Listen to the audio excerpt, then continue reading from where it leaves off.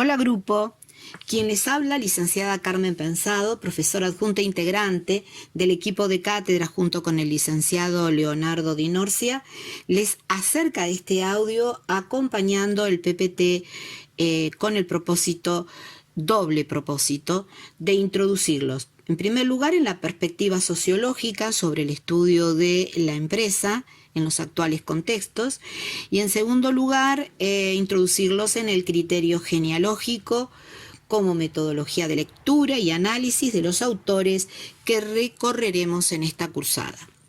Cuando nos referimos a perspectiva sociológica, estamos dando cuenta del estudio de la empresa, posicionándonos fundamentalmente en la investigación de un tipo particular de organización de trabajo, que sería la empresa, como una construcción social dinámica, cuyos miembros en la interacción permanente van configurando y sosteniendo una red de relaciones o tejido social apoyado en una estructura formal que va a quedar visibilizada en un organigrama, donde las relaciones de poder desde arriba hacia abajo, lateral y transversalmente, coexisten en esta red, están presentes, así como los valores, las creencias, códigos compartidos, hábitos compartidos, que van dando significado a los comportamientos grupales y del propio sistema organización.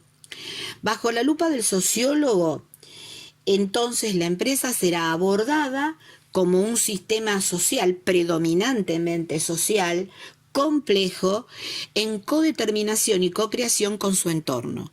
Es decir, no desconoce, no ignora otros componentes de este sistema complejo que podrían ser estudiados como sistema político, sistema cultural, sistema económico. Pero la sociología de la empresa va a poner el énfasis en esta red de relaciones sociales, formales e informales, en este tejido social que se construye en un tipo particular de organización de trabajo que es la empresa, y que la construyen todos sus miembros, en relación con ellos mismos y con el entorno que los rodea. En el material de cátedra sobre algunas aproximaciones al estudio de la empresa desde una perspectiva sociológica, encontrarán que bajo la lupa del sociólogo, en la sociedad actual, la empresa, además de ser considerada como un tipo particular de organización de trabajo, cuya finalidad sería la rentabilidad, pero desde una lectura sociológica la finalidad sería la supervivencia del sistema, también en el estudio sociológico, en la sociedad, a la empresa en términos generales, digamos como categoría social, podríamos decir, si relacionamos con otras categorías sociales como serían familia, Estado, por ejemplo, es considerada una institución social. ¿Por qué institución social? Porque atraviesa a los habitantes de esta sociedad, de la sociedad en general, determinando modos de pensar, de actuar en la sociedad.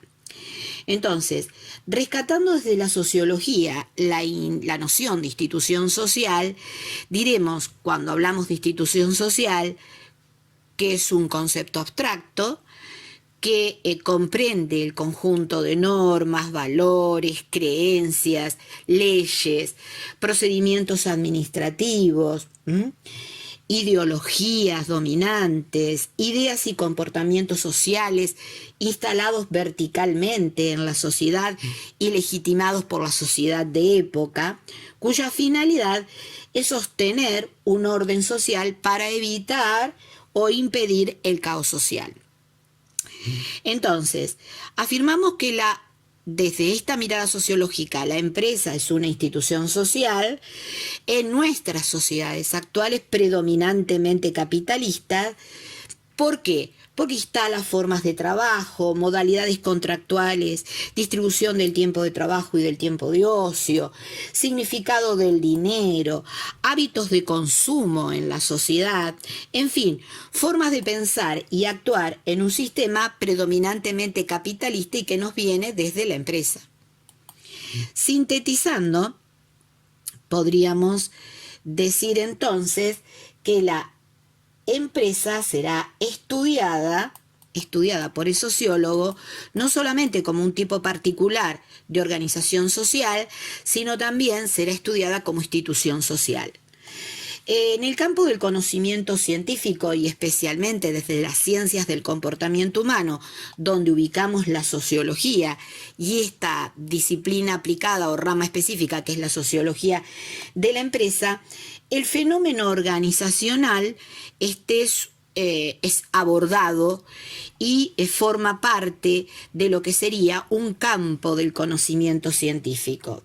La empresa estaría entonces en este campo del conocimiento científico que denominaremos lo organizacional, sería una manifestación del fenómeno organizacional, una de tantas manifestaciones de este fenómeno. Otras manifestaciones, por ejemplo, serían las formaciones cooperativas, las ONG, las asociaciones en general, organismos públicos, etc. Siendo una manifestación del fenómeno organizacional, la empresa comparte con todas las manifestaciones que se dan de este fenómeno dos características que son comunes al fenómeno: multidimensionalidad y complejidad. Características que están más explicitadas en el PPS y no me voy a detener a desarrollarlas acá. En cuanto al desarrollo de teorías y técnicas sobre el fenómeno organizacional, entonces, como dije anteriormente, lo ubicaremos, todas estas producciones, las ubicaremos en el campo de estudio que denominaremos lo organizacional, donde la empresa, como objeto de estudio de la sociología de la empresa, sería un recorte de ese campo del conocimiento científico. Por ejemplo, otro recorte, como había dicho más arriba, sería, por ejemplo, tomar como objeto de estudio las organizaciones sin fines de lucro. El campo de lo organizacional se nos presenta en las ciencias del comportamiento humano como un campo de problemáticas, porque no cuenta, como sí cuentan otras ciencias, por ejemplo las matemáticas o las ciencias exactas, no cuenta con una gran teoría integradora o leyes de carácter universal aplicable a todas manifestaciones del fenómeno organizacional. En realidad, este campo se nutre de múltiples teorías y conceptualizaciones y según sea el abordaje y el objeto de estudio que se tome. Por ejemplo, si el abordaje se hace desde la psicología o desde la sociología o de la antropología, de la administración misma, de la economía. Entonces, van conformando lo que denominamos nudos teóricos donde se comparten determinado posicionamiento, determinada mirada de ese recorte del fenómeno organizacional, o más económica, o más cultural, o más administracional, o más social, como sería en el caso nuestro de nuestra disciplina, ¿no? En la materia. Entonces estos nudos teóricos se van produciendo también en un contexto sociohistórico, o sea, no se dan de manera aislada en un laboratorio solamente. Entonces se producen en un contexto sociohistórico epocal, determinado, con un paradigma predominante, ¿no? Donde la pretensión de verdad universal de estas producciones teóricas y técnicas sobre el fenómeno organizacional y de la empresa en particular se caen. O sea, hablaremos de producciones teóricas, científicas y técnicas, de teorizaciones sobre el fenómeno organizacional empresa o cualquier otro tipo de fenómeno que se aborde desde otras disciplinas, como producciones con pretensión de verdad relativa y contextualizada y no universal. ¿Qué quiero decir con esto? Que pueden ser útiles para un determinado contexto local o época y no ser útiles en otros contextos o en otra época. Por lo tanto, son útiles para intervenir localmente, pero no para hacerlo globalmente. Por eso es importante la lectura de cada autor desde el criterio genealógico. ¿Cómo deberás trabajar genealógicamente la lectura y comprensión de un autor y sus producciones? En el PPS que acompaña este audio verás que hay una serie de preguntas que deberás ir respondiéndote a medida que vayas leyendo cada material bibliográfico. Te recomiendo empezar por la biografía del autor, rescatar su formación, algunos datos significativos de su vida, el contexto sociohistórico en el que escribió, lo que produjo, paradigma de época que lo atravesó. ¿A qué demanda social o requerimiento de algún sector de la sociedad pretendió dar respuesta con sus investigaciones y aportes? ¿Cuáles han sido sus maestros o referentes teóricos? ¿Cuál ha sido su posicionamiento frente al objeto de estudio que ha abordado, ya sea por su formación, su ideología, sus creencias religiosas, etcétera? ¿Qué pudo visibilizar en sus investigaciones, en sus producciones? O sea, ¿qué trajo a la luz? ¿Qué hizo visible? Y aquí conectamos con Giorgio Agamben y su ensayo, que es Ser contemporáneo. Hacer visible aquello que existía, pero estaba oculto dentro de un paradigma dominante y en un contexto determinado y no se trabajó. Al mismo tiempo, preguntarte qué dejó invisible, por qué no lo pudo ver, ya que el autor también estaba inmerso en un paradigma de época, en un contexto sociohistórico determinado, o estaba prohibido ver más allá de, y quedó oculto, ignorado o indiferente, y será tomado más adelante por otros investigadores y autores. Este trabajo con los autores de la bibliografía es aplicable para otras lecturas y autores de la literatura, la política, religiosos, económicos.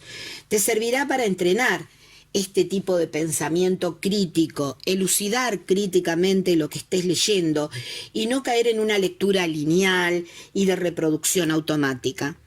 Te ayudará también a ir construyendo tu caja de herramientas para utilizarla en tu futuro rol de profesional de las relaciones públicas institucionales, donde serás vos quien decida qué autores tendrás como referentes, en qué contenidos teóricos te apoyarás para realizar tus fundamentaciones, para argumentar y contraargumentar tus proyectos, tus trabajos, tus intervenciones, más allá de tu experiencia personal, que también es importante, pero desde la teoría como profesional, el sustento y la solidez que le darás a tus propuestas.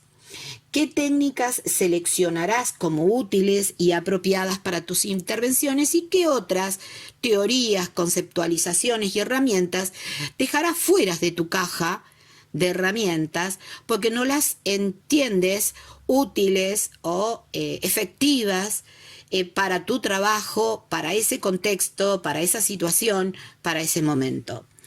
Leonardo Di Norcia centralizará la recepción de dudas y preguntas sobre este audio y bueno,